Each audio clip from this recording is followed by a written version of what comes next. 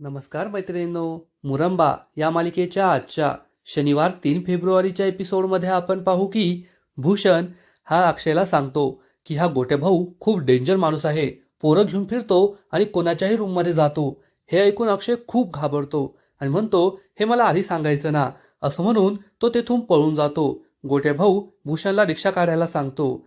इकडे आरती ही तिचे रिपोर्ट्स पाहत असते, पण त्यामध्ये सोनोग्राफीचा रिपोर्ट नसतो. अभिषेक तेथे येतो आणि विचारतो काय झालं.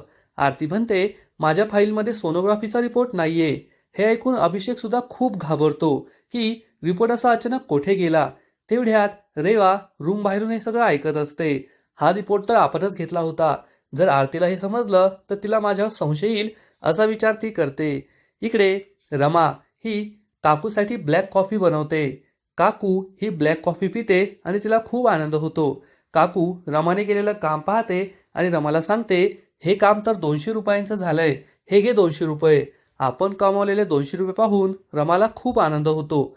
पण त्याच वेळेस गोट्या भाऊ तेथे येतो आणि म्हणतो नवीन आलेले भाडेकरू कोण आहेत. रमा सांगते मीच आहे. तो भाडेकरीला लगेच पैसे मागतो. 10,000 डिपॉझिट आणि 5,000 भाडं द्या. रमा त्याला समजवण्याचा प्रयत्न करते आमच्याकडे पैसे नाहीये, आम्ही लवकरच तुम्हाला पैसे देऊ, आमच्यावर विश्वास ठेवा. गोट्या भाऊ म्हणतो नाही, असं नाही जमत. तुम्ही राहायला आला ना, लगेचच्या लगेच पैसे द्यावे लागतील. तेवढ्यात अक्षय सुद्धा तेथे येतो. अक्षयला पाहून गोट्या भाऊ म्हणतो हा का तुझा नवरा? तेथून पळून आला, रिक्षा चालवायला शिकत होता, हा कशाचे पैसे देणार? रमा म्हणते आमच्यावर विश्वास ठेवा, आम्ही तुम्हाला नक्की पैसे देऊ.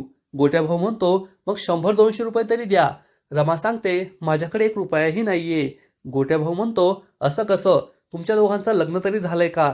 पळून आलाय का तुम्ही? आत्ताच्या आत्ता निघा. मला येथे कोणताही खून खराबा नकोय, मला कोणताही त्रास नकोय. रमा सांगते आमचं लग्न झालंय, आम्ही स्वाभिमानी माणसं आहोत, कुटुंबाच्या परवानगीने झालंय, आम्हाला थोडा वेळ द्या. काकू गोट्या भाऊकडे थोडा वेळ मागते. गोट्या भाऊ म्हणतो ठीक आहे, पण मी जास्त वेळ नाही थांबणार. उद्या याच वेळेस येईल, मला पैसे हवेत, नाहीतर या दोघांना मी घराबाहेर काढणार. गोट्या भाऊ हा रागारागाने निघून जातो. इकडे अभिषेक आणि आरती हे दोघे विचार करत असतात नेमकं काय झालंय, कुठे गेला हा रिपोर्ट. तेवढ्यात रेवा तेथे सोनोग्राफीचा रिपोर्ट घेऊन येते आणि आरतीला देते. आरती विचारते तुला हा रिपोर्ट कुठे भेटला? रेवा सांगते बाल्कनीमध्ये. अभिषेक विचारतो आरती तू बाल्कनीमध्ये गेली होतीस का? आरती सांगते मी तर नाही गेले. रेवा म्हणते मला पॅसेजमध्ये भेटला. आरती विचारते नेमका कुठे भेटला, बाल्कनीत का पॅसेजमध्ये? अशी वेगवेगळी उत्तरं का देते? रेवा सांगते मी काय बोलते काय वागते मलाच कळत नाहीये. माझं बाळ गेलंय ना, तेव्हापासून माझं असं होतंय. तुम्ही माझी सिच्युएशन समजून घेऊ शकता. अभिषेक म्हणतो हो खरंय, परंतु ही गोष्ट आरतीला पटत नाही आणि आरतीला मात्र रेवावर संशय येतो. इकडे अक्षय आणि रमा खूप टेन्शनमध्ये असतात. आता पैशांची सोय कशी करायची? उद्या दुपारपर्यंत 15,000 रुपये कुठून आणायचे हाच प्रश्न त्यांना पडलेला असतो. रमा म्हणते तुम्ही टेन्शन घेऊ नका, सगळं नीट होईल. तर अक्षय चिडून म्हणतो कसं टेन्शन नको घेऊ, मला काहीच काम जमत नाही. त्या भूषणने मला 100 कामं सांगितली, परंतु मला कोणतंच काम जमत नाही. मला असं वाटायचं मी खूप भारी बिझनेसमॅन आहे, खूप चांगला शेफ आहे, परंतु या आयुष्यात त्याचा काहीही फायदा नाहीये. मी 1 रुपया सुद्धा कमवू शकत नाही. रमा त्याला समजावून सांगते असं काही नाहीये, तुम्हाला जसं जेवण बनवता येतं कोणालाच बनवता येत नाही. जितका फास्ट कांदा कापता येतो तो तर गाडीवरच्या माणसालाही जमणार नाही. अक्षय चिडून विचारतो मग मी गाडीवर काम करायचं का? रमा म्हणते गरज पडली तर तेही करावं लागेल. अक्षयला रमाच्या बोटाला लागलेलं दिसतं. अक्षय विचारतो हे काय झालं? तर रमा सांगते माझ्या बोटाला लागलं, मला नवीन काम भेटलंय ना तेव्हा. अक्षय विचारतो कोणतं काम? रमा तिला आपलं पेनला टोपण लावायचं आणि टिकल्या लावायचं काम दाखवते आणि म्हणते या कामाचे मला 200 रुपये मिळाले आहेत. हे पाहून अक्षयला खूप आनंद होतो आणि तो विचारतो हे काम तुला कोणी दिलं? रमा सांगते काकूंनी दिलं आणि त्याचे पैसे सुद्धा लगेच मिळतात, महिनाभर वाट नाही पाहावं लागत. अक्षय म्हणतो रमा खरंच तू खूप हुशार आहेस, कारण तुझ्याकडून सगळं शिकण्यासारखं आहे. तू कधीच हार मानत नाही. तू असं पुस्तक आहे जे रोज वाचलं पाहिजे. रोज आयुष्यात काहीतरी नवीन शिकायला मिळतं. मी सुद्धा भूषणकडे जातो आणि काहीतरी काम आहे का ते शोधतो. असं म्हणून भूषणकडे भेटायला अक्षय जातो.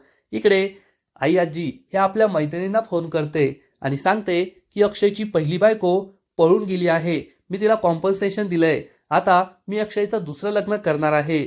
लवकरच त्याचं लग्न होईल, तुम्ही तिला भेटायला या. रेवा तेथे येते. आयाजी रेवाला समजावून सांगते, माझ्या मैत्रिणी येणार आहेत, त्यांच्यासमोर मी तुला अक्षयची बायको दाखवेल. कोणताही वेडसरपणा करायचा नाही, ही तुझी शेवटची संधी आहे. तेव्हा आयाजीला रेवा हो म्हणते. इकडे अक्षय हा भूषण जवळ येतो आणि म्हणतो, माझ्या डोक्याला खूप टेन्शन आहे.